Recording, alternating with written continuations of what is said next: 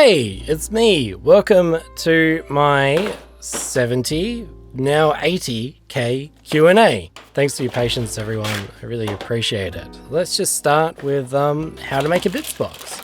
I get this question a lot. I think a lot of people make the assumption that I've spent a lot of money on my bits box. There's some really nice stuff in there, but it's mostly the generosity of other people in my local community that have made my projects happen. My advice would be to start with a project in mind first, and then tell as many people as you can what sort of bits or things you might be looking for. Clubs and hobby shops and Facebook pages are all really great ways of connecting with your local community. And then when people treat you well, which they will, make sure to pay it forward as best you can, because that's what good communities are made from. Now, if that sort of thing isn't available to you, I would also suggest miniature buy, swap, sell pages, and sometimes eBay, I guess. I've used them to collect bits before as well. It is a massive patience game though, to find good stuff at a good price that people haven't already snagged before you get there. But if you want to start today and you have a little bit of spare cash, I would recommend the Frostgrave multi-part kits, because they'll give you helpful bits for life. And if you want to make monsters like me, like my Nurgle stuff, then I would suggest checking out Reaper Miniatures, particularly their soft plastic bones line. There's heaps of variety of models there that you can harvest bits from. Things are all typically single piece models though, so you are going to need to cut things up, and for that I would recommend investing in a hobby saw if you want to do things safely. Okay, favorite miniature artists. I would say go download and support 28 Mag, because it will change the way you see the hobby. I absolutely guarantee it. Issue number 1 is my favorite, and it's filled with a lot of my favorite artists. So yeah, what do you recommend for beginners in the hobby? Look, I would say if possible, then rope a friend or a sibling or a parent into the hobby with you, and then just try to fumble your way through things together. This is a really wonderful hobby to share with other people, and you'll have lots of moments that you'll cherish later on. So yeah, and if that's not an option, then join a Discord server in our hobby, because there's lots of great people that are willing to share information and be your friend and have someone to make challenges with, or share inspiration, or trade work in progress pictures and stuff. Also, as a new person in the hobby, I know it can be really, really overwhelming, because every new hobby is. But what I would say, especially in this one, because there are just information and tutorials everywhere, my advice would be just to ignore them, honestly, and just start and give things a go and enjoy the sort of experimenting process, because it'll help you later on, being able to use your own initiative to solve problems, but it will also be a lot of fun, because you'll discover stuff and your friends will discover stuff, and then you'll be able to share what you discover. Okay, unpopular hobby opinions. Okay, well, as someone who loves Warhammer Fantasy and square bases and rank and file units, I honestly think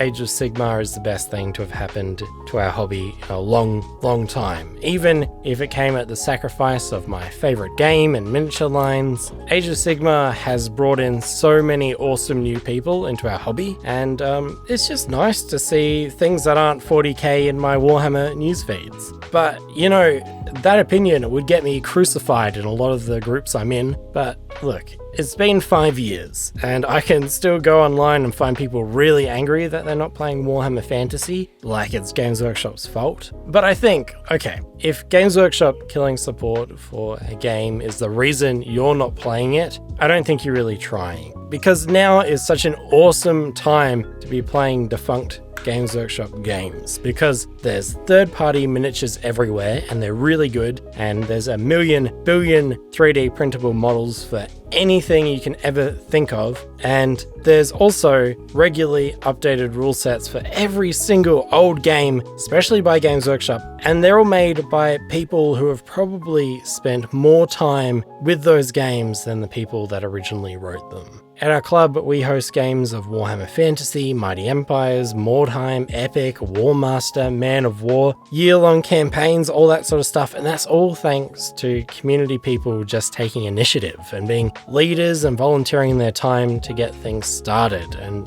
have a willingness to teach people. So if you want to play a game, I think you can make it happen. Okay, unfulfilled hobby dreams. Definitely selling my own miniatures. My neglected sculpts whisper to me at night and the guilt looms over me always. Yeah, but it's a good chunk of dosh to get started and to do it right and to do everything safely, so I'm just sort of waiting it out a little bit. But when I do, I want to cover it as a YouTube series because there's not very much documentation out there for that sort of thing. Okay, hobby regrets. Definitely 100% stripping the first models I painted. I loved them when I painted them. I hated them 6 months later, but I know if I had them now, I'd really cherish them. How has your thinking about the hobby changed over time? Yeah, well, it's changed a lot, but I guess my biggest change is now I think enjoy your hobby how you want to enjoy your hobby. Break rules, experiment. Models aren't a sacred thing. Lots of people will tell you otherwise, but they're just toys at the end of the day. So know that it's okay to make a mess if it's more fun than painting in the lines. And go do your own thing and be proud of it. Yeah, okay.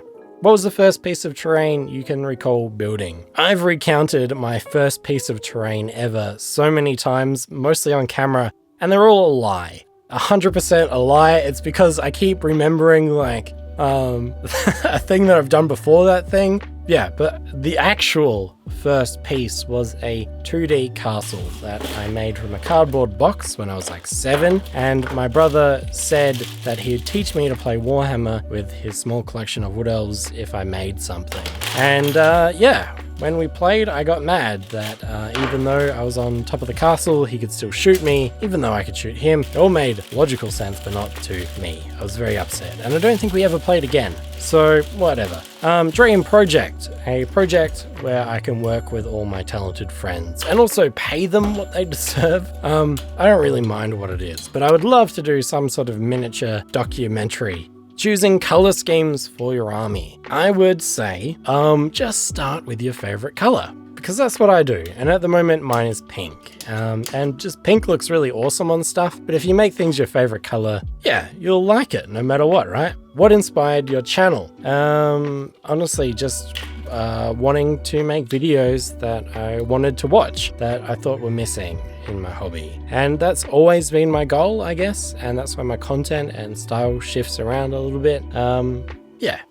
What's your favorite thing about the hobby? I love making stuff, and I love making stuff with a purpose. So being able to make art and it actually be useful for something, and like I can put it on the tabletop and have a fun game with my friends and show off what I've made. Yeah, I think that's really wicked and something that only really happens in this hobby. What have you planned after Nurgle? Tzeentch, but don't tell them that. Okay, battle reports. No, not my jam. I also suck, but if someone wants to borrow my army to kick some ass, hit me up. Favorite D&D monster? Froghemoth. Obviously. Okay, favorite workspace things. Paint racks, easy. I made them with my dad and they work really well. They look really nice. When I look at them, it makes me really happy. So yeah, easily my favorite thing. I also really like my paintbrush holders because they make people laugh and I get lots of nice comments about them. But yeah, they need a redesign because yeah, I have lots of different shaped paintbrushes and I need to evenly distribute them. Okay, that's really boring information to know. Okay, did you know that The Thing 2011 was actually a prequel, not a remake? Yes, apparently so, but I wouldn't tell John Carpenter that.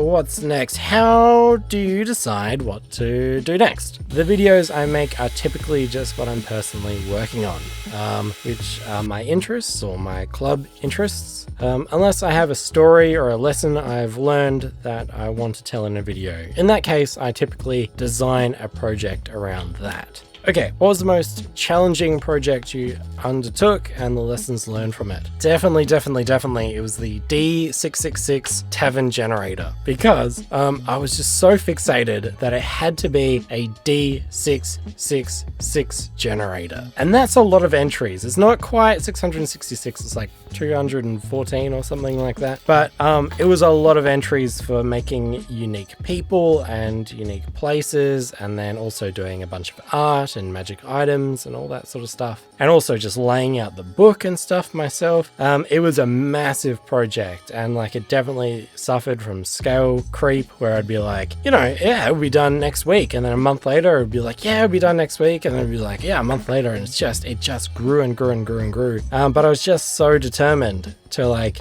execute my original idea. So what I should have done is scale everything back to be far more manageable. And then also ask people for help, because there's no point taking on these projects alone, because it's hard and you feel sad when you're all by yourself. You know, I published it with really big expectations. I had no money when I published it. I'm like, well, you know, this is at least going to bring in some income. It's at least going to cover the costs of the money I invested into making it, like buying assets and all that sort of stuff. And it didn't. It tanked, and my friends helped me make this trailer that I was really proud of, and the trailer got a bunch of dislikes on it, and it was really crushing. But that's also because like I didn't really understand my audience as well. Like I just assumed, well, you know, RPGs are something that I'm interested in, so everyone else that's watching this channel is going to be too.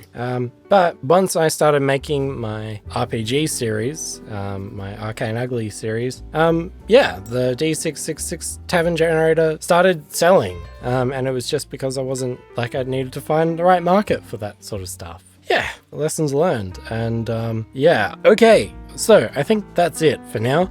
If I've missed any questions or anything, I will answer them on my Patreon. That seems like a nice way of doing it. And if you, okay. I don't know how else to end this. All right, I guess I'll go. All right, bye now. Bye.